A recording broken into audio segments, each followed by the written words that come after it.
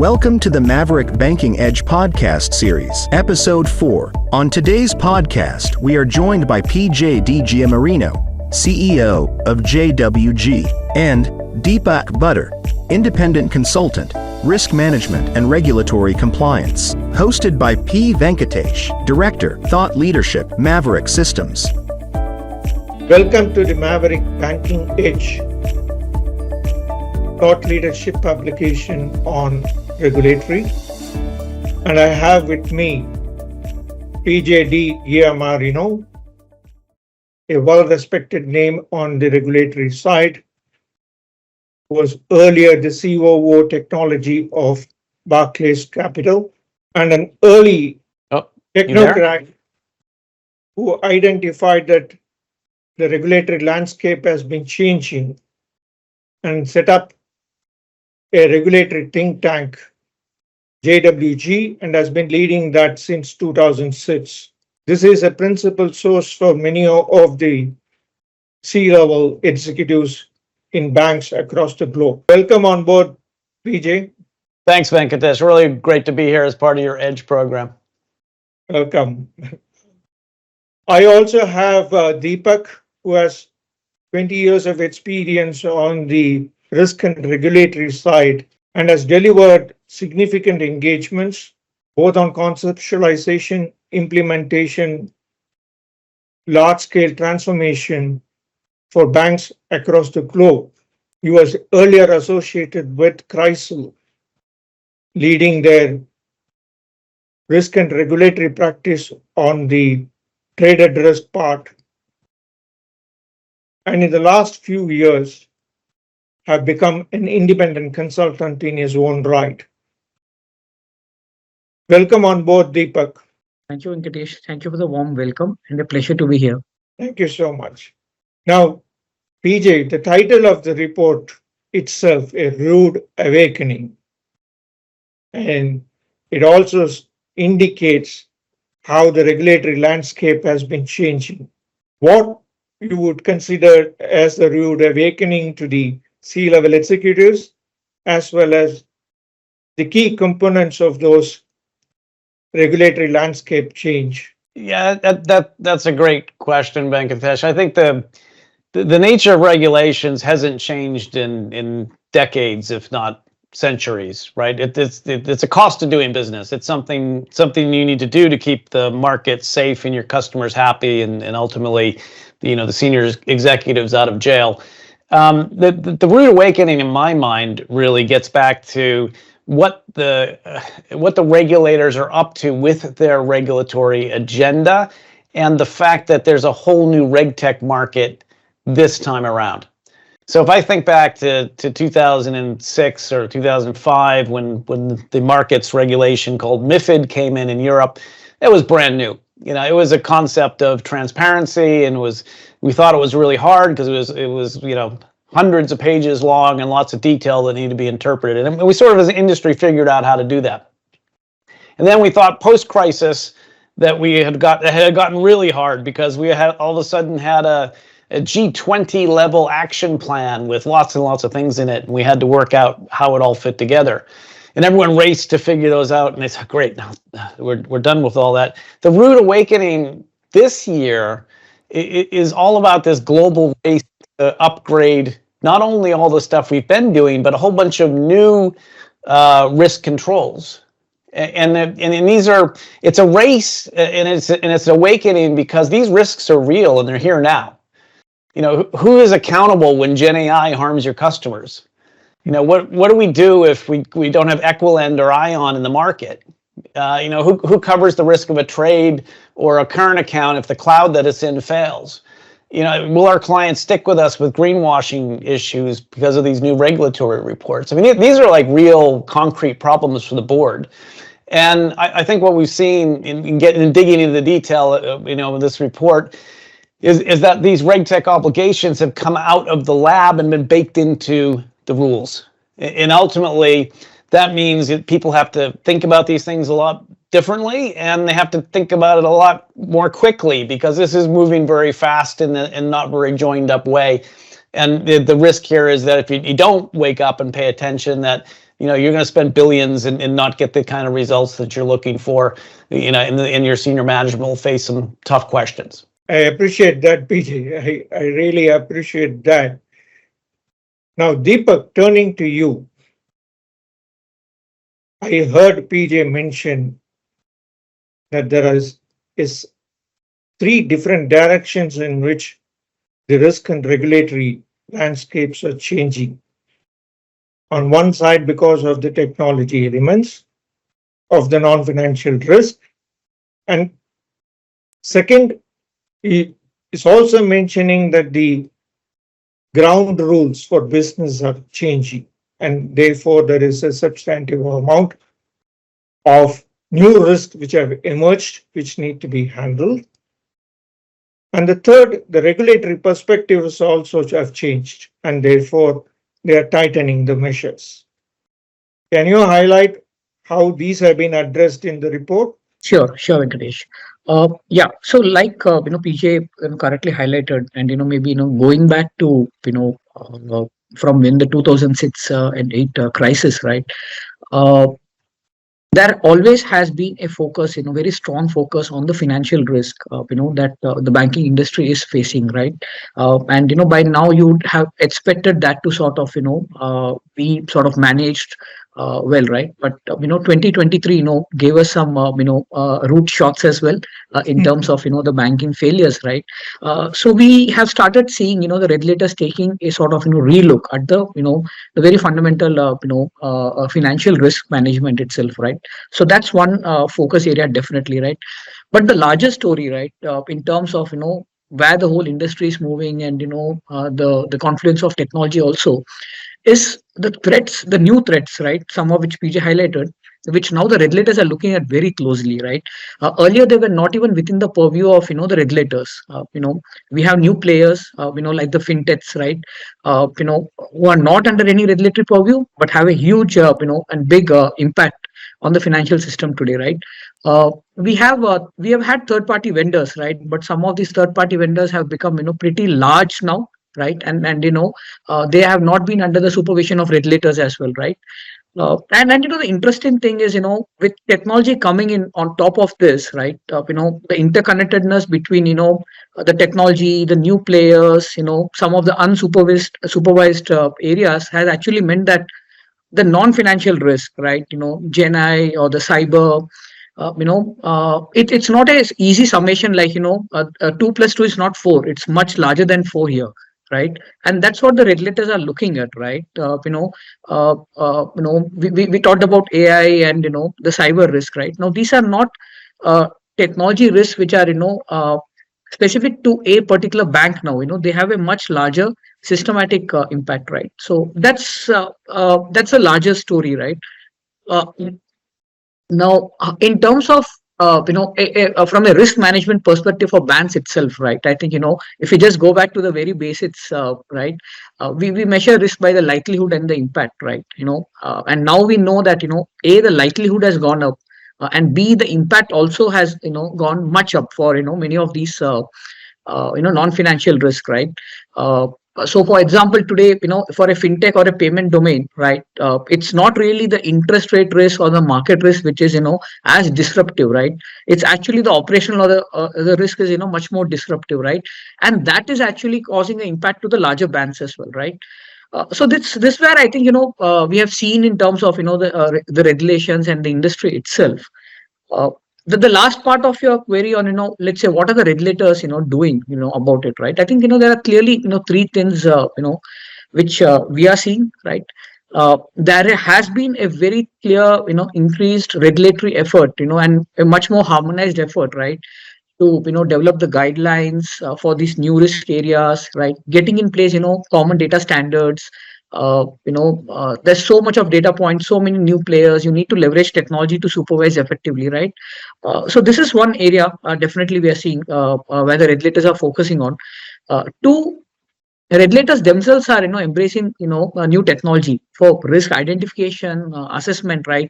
What we call the subtech also, right? We have big data, AI, through which regulators are now trying to identify risk patterns much more early, right? And you have risk dashboards on the websites of pretty much all the regulators these days, right? So that's another area where regulators are moving at a very good speed.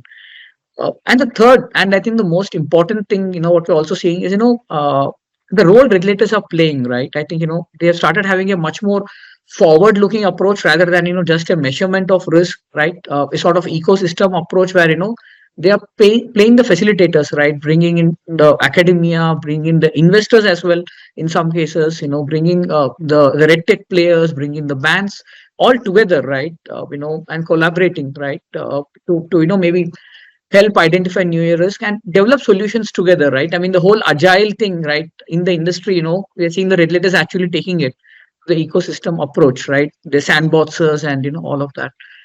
So yeah, I think those are the three major regulations, Venkatesh. I think, I hope that answers the query, right? Pretty well, Deepak.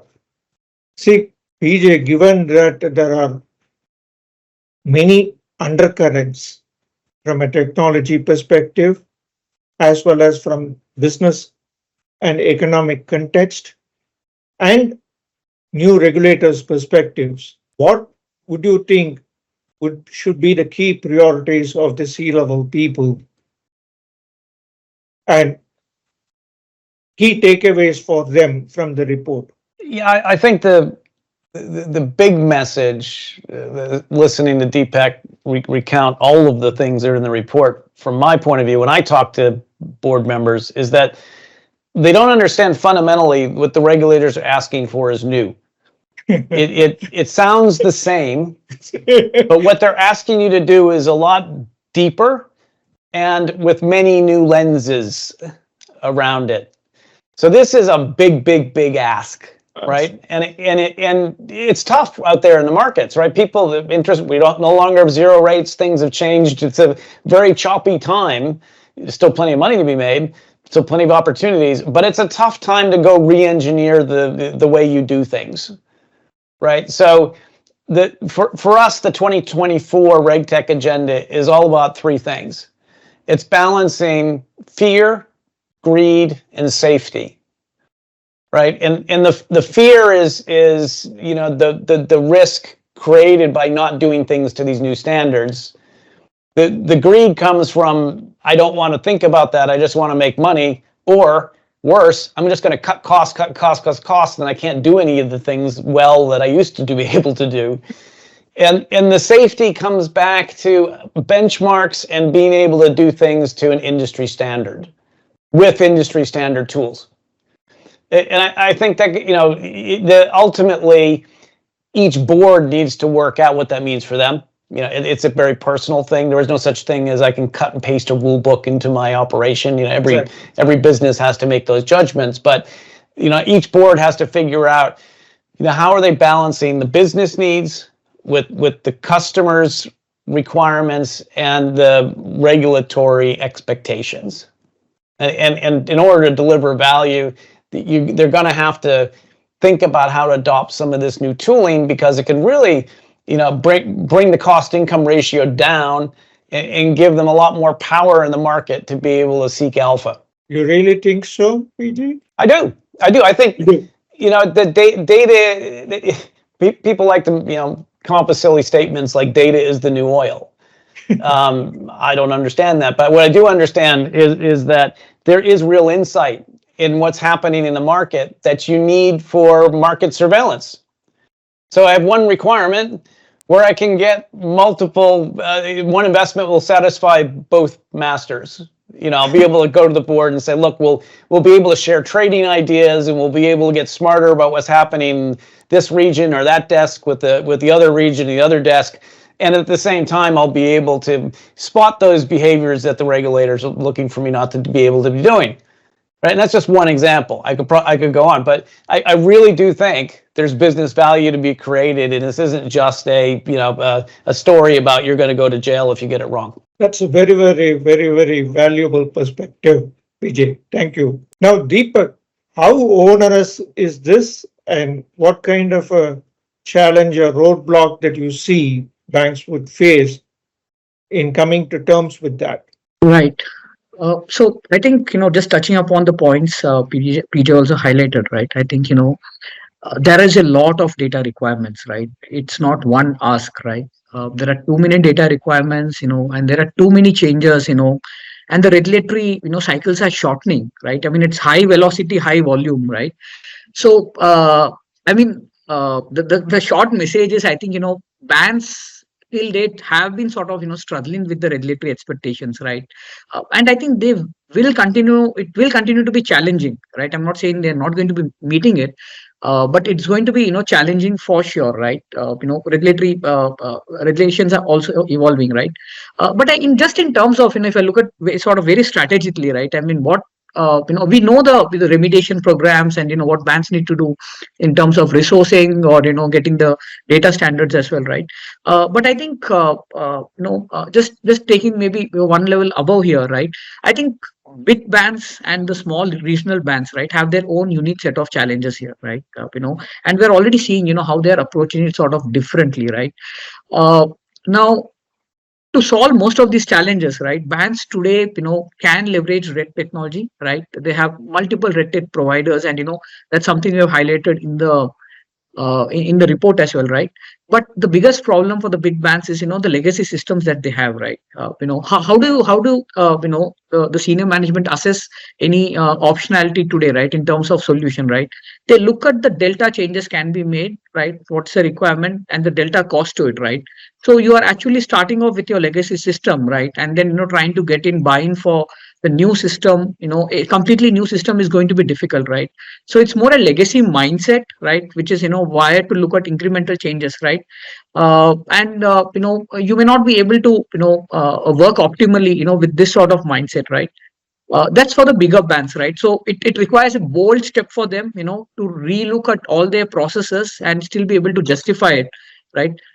But for the smaller banks, right, I think they are usually much more nimble, right? And today in a more advantageous position, right, to embrace newer technologies, and they can pretty much change their processes, right, in line with the best tools and technologies available in the market today, right? So and I think they tend to look much more favorably because cost wise, expertise wise, or time and effort wise, right, it becomes a challenge for them to do things in house, right? So they are much more inclined to to the innovation which is available in the market, right? So that's, I think, a challenge, separate challenges for the big and the smaller regional banks, right? uh, but what I also see is going to be a big challenges, uh, and I'm going back to the way banks have been measuring the financial and the non-financial risk and so on, right? uh, the financial risk, the metrics, and all of it pretty much has been sort of standardized, right? But for the non-financial risk management, right, the maturity profile of banks varies greatly, right? And what the regulator is trying to do now here is understanding that this is possibly the new systematic risk, trying to bring in common standard guidelines, right, which may be a little challenging for everyone to follow, right? So for example, how do you expect a small maybe regional bank to to quantify maybe the impact of a large systematic operational event which may happen, right? And what sort of policies and processes they may need to maintain to sort of mitigate those risks, right? And it will be interesting to see how all of that then loops back to the operational risk, capital requirements as well, right? So I think that's going to be a challenge as well. We will see a lot of banks trying to move into a common standards where at the very base, they are all operating very differently. That would be a very, very good thing to emerge. Yeah. But while you touched upon a lot of implementation challenges, Deepak, Yeah. PJ also mentioned right up front there is an understanding issue in terms of what the new regulations are. Yeah. Do you also see that as a challenge? Yes, yes, yes. I think again, two things, right? A, risk has traditionally been managed and continues to be managed in a very silo way, right? But today, I think and I think PJ highlighted the three or four lenses, right? you are getting in newer categories of risk or even regulatory compliance requirement, the ESG, for example, right? Now there's an interplay here, right, of ESG itself with the financial or the non-financial risk, right? So that appreciation is needed, right? And it's important that banks have a holistic view of all the risk and the interplay between them, right? Two, I think uh, it's also important for banks to preempt, if I may say so, or try and understand the direction regulators are taking, right? Very long we have been sort of reactive in approach, very tactical in after the regulations have come in and stuff, right? I think you need to try and be a little proactive here, try and understand the direction that regulators are taking, right? Which is also sort of important, I think, from the regulatory perspective, right? Uh, and I think, once you get these two at a very high level, you understand these two, right? I think, it is going to help you, right? Prepare your technology roadmaps, right? As well as the infrastructure that you need, right? I think, and, banks actually may very well, use this opportunity, right? To, move to, the better options, if I may say so today, right? I mean, something like a cloud architecture is something, we have highlighted, right? I think, why don't we use this opportunity to move to something better, right? I think, rather than, just look at meeting the compliance requirement, uh, it is the way you manage data, the way you manage regulations, it can become a source of competitive advantage, right? Rather than just, help you meet those compliance requirements.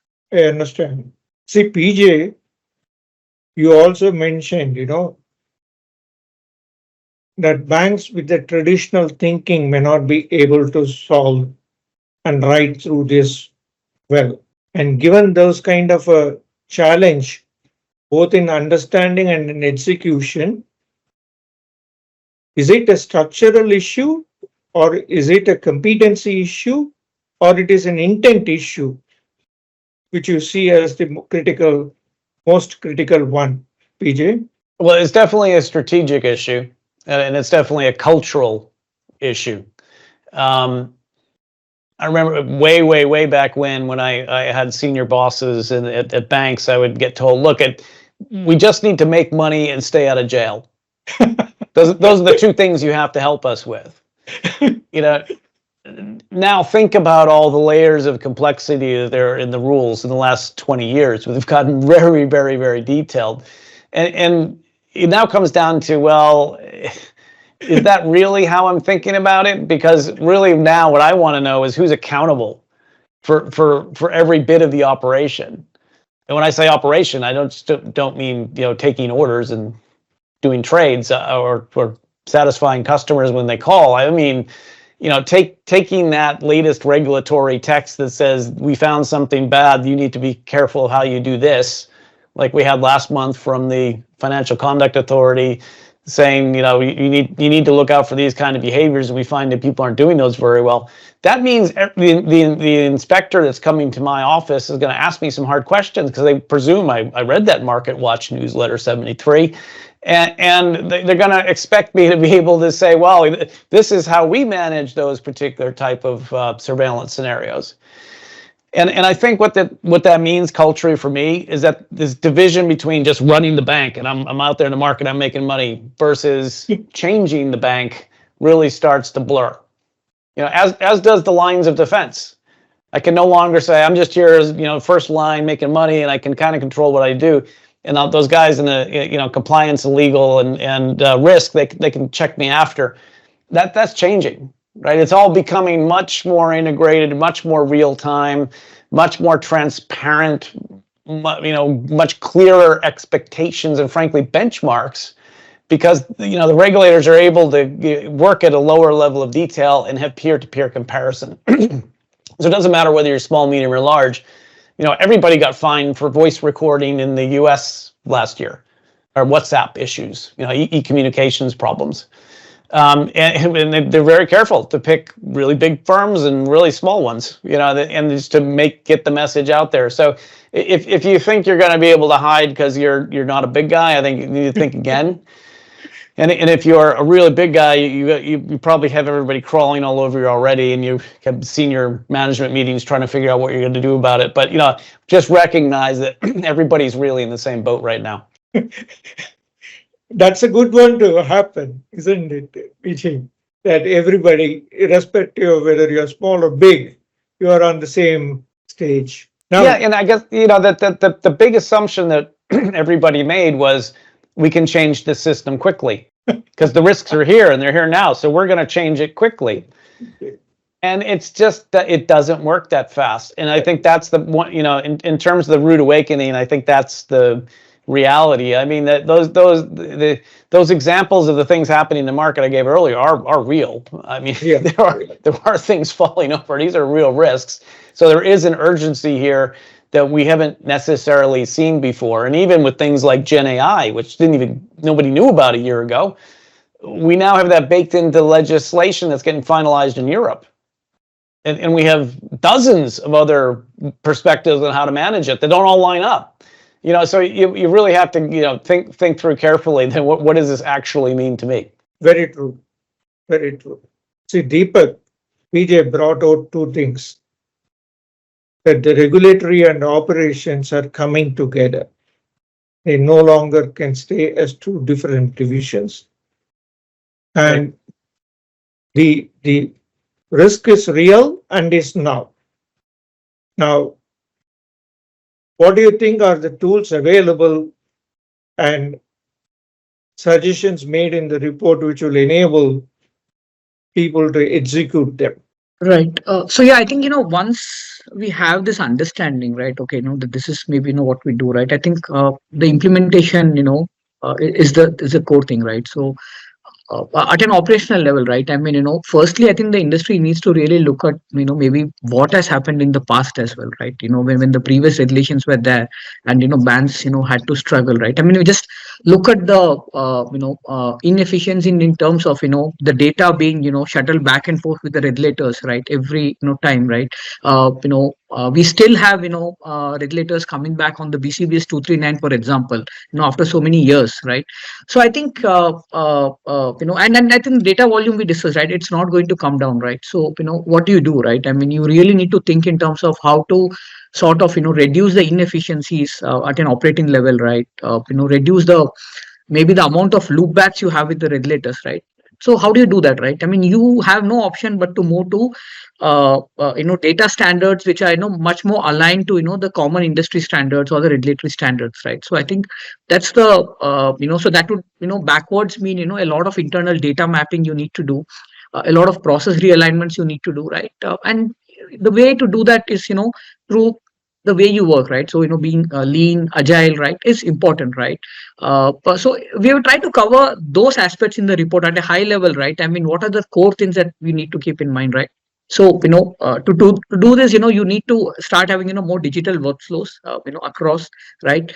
Your data architecture, need to be, tuned to be able to match the data efforts that you need to do, right? And, leveraging all the RegTech and technologies, right? I mean, across your operations, right? AI, ML, APIs, DTPs, all of that. I think we try to cover it, to that level of detail to show, maybe what operationally needs to be done, right?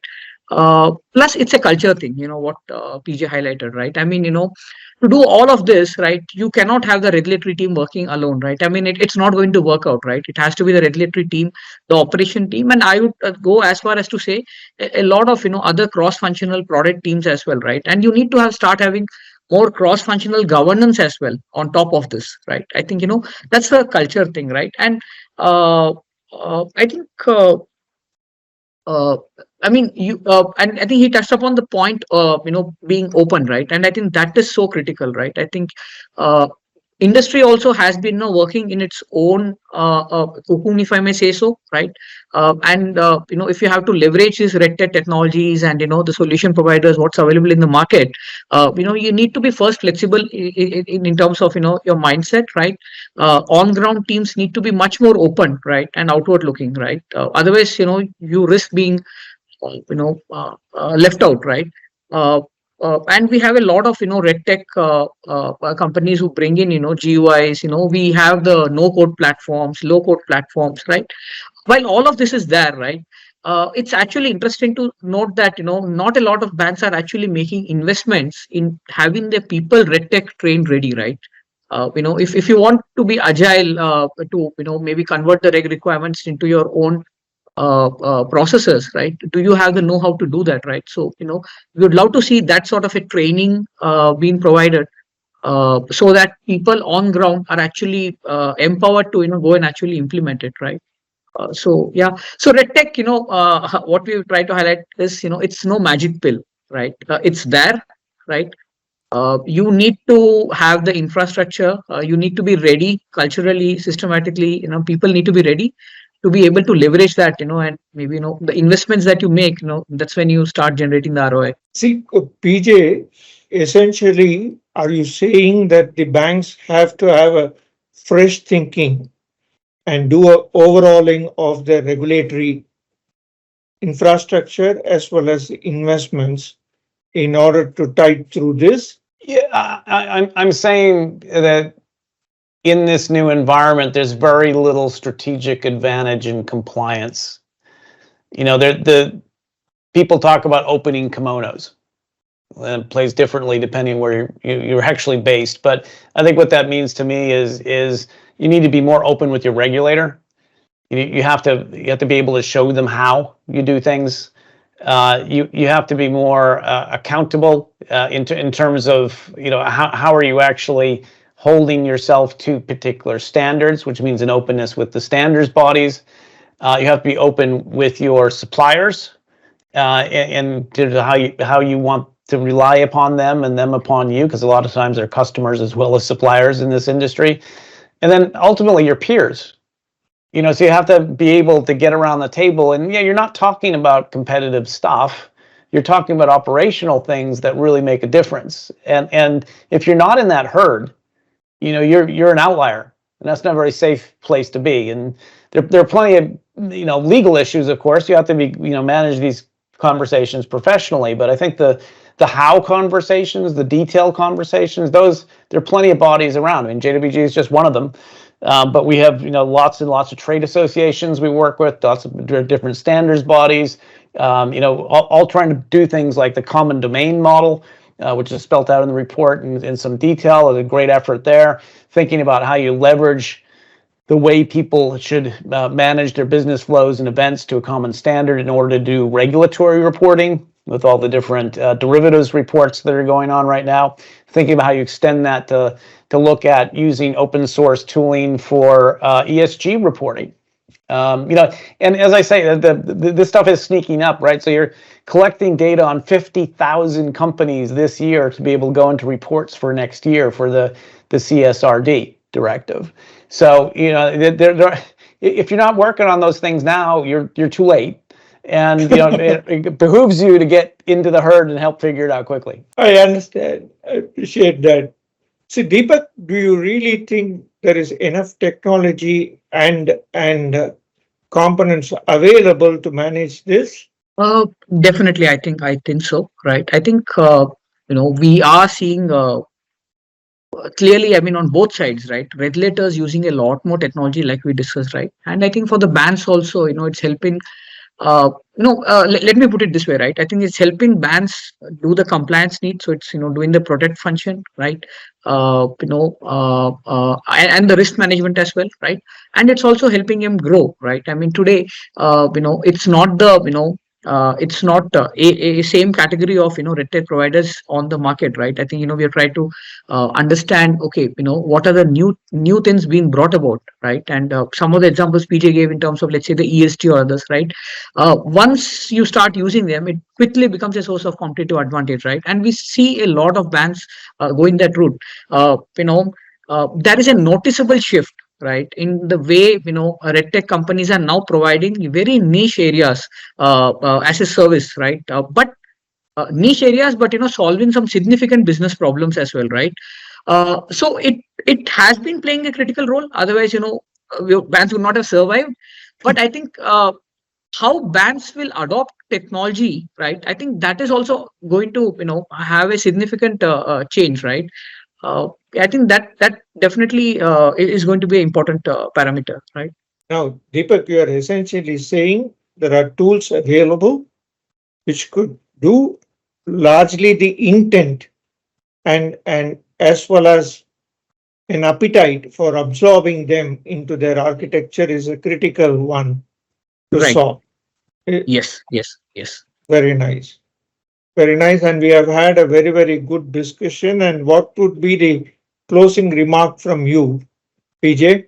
Yeah, I agree. This has been a great conversation, and thank you for the opportunity to help get the word out on some of this. I think, we were early into the RegTech space. 2011, we started using the term RegTech because I was an editor for the Banking Technologies magazine about what JWG was doing. So we called it RegTech, and all of a sudden that got put into a report that was adopted in the UK as a strategic vision. So all of a sudden we had regulators now talking about RegTech, and that so our RegTech presence is mushroomed since. And I think a couple of things. One is recognize this sector is now a teenager, not a toddler. There is some sense of maturity to it. The behaviors may not always be what you want, but they're probably better than you assume. So you can have much more adult conversations and figure out how you can deal with your problems today. So it's a rapidly growing sector, and for that reason, I think there's a tremendous appetite for RegTech now in the market, and has great potential. And ultimately, if you can't do some of the things we're talking about today, don't feel like you're on your own and you don't have any friends to help you sort this out. Just the basics of how do I know what's coming and create lineage between what I do, and how do I prove that I did the right thing. Those are conversations everybody's having. So you're not alone. Get together, and together we'll be getting there better, faster, cheaper, and safer. That's a wonderful conclusion, PJ. Thank you to both of you for being there in the session. Thank you. Thank you. And if you need any information to follow up on the report, we keep a live blog on jwg-it.eu, and you can find us on Regcast, which is our own podcast channel, which is even on TikTok now. You can find a few things, but we're also on LinkedIn. So looking forward to continuing the dialogue. Thank you. Thank you. Good night.